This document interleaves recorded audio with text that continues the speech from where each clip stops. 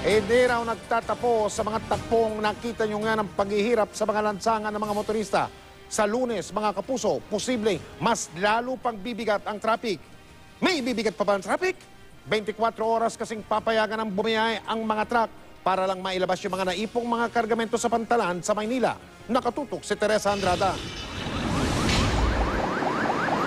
Sampol pa lang daw ang matinding traffic ngayong araw para sa mga motorista at commuter. Ayon sa Metropolitan Manila Development Authority o MMDA, asahan pa raw ang mas matinding traffic sa Lunes, araw kung kailan ipatutupad ang 2 linggong 24-hour last mile route ng gobyerno.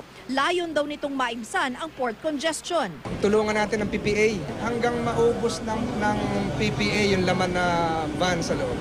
Dapat hanggang September 21, maluwag na yun, o end of September, wala na laman yun. Kasama ang mga Trucker Association, nag-emergency meeting kanina ang cabinet cluster para pag-usapan ang pagpapatupad ng 24-hour last mile route. Sa pulong, inireklamo ng mga trucker ang ilang traffic enforcer na tila pinagsasamantalahan daw ang kakulangan ng paliwanag sa proyektong ipatutupad sa Lunes. Isa sa mga inireklamo ng mga trucker ang pangungutong daw ng ilang traffic enforcers. During these next 2 weeks, we're going to be launching also the an invigorated anti-kotong operation, particularly those that are targeting these trucks.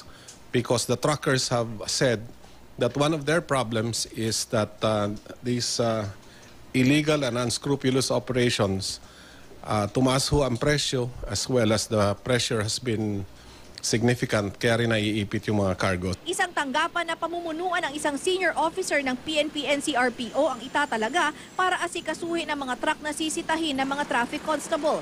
Tanging mga truck na bibigyan lang ng special tag ng MMDA at LTFRB ang maabsuelto sa truck ban sa loob ng 2 linggo. Sa pulong na ipinatawag ng MMDA sa mga traffic head ng Metro Manila kanina, nilinaw ni Chairman Francis Tolentino sa mga traffic constable ang mga ground rules na ipatutupad.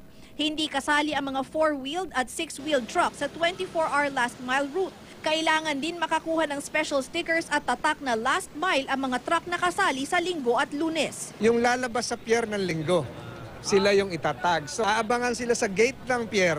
Paglabas doon, pag sila lumabas, patunay na nagtrabaho sila, didikitan sila. Pagmumultahin din ng 5,000 piso ang mga truck na babiyahe sa 24-hour last mile route ng walang special tag o sticker. Teresa Andrada, Nakatutok, 24 Oras.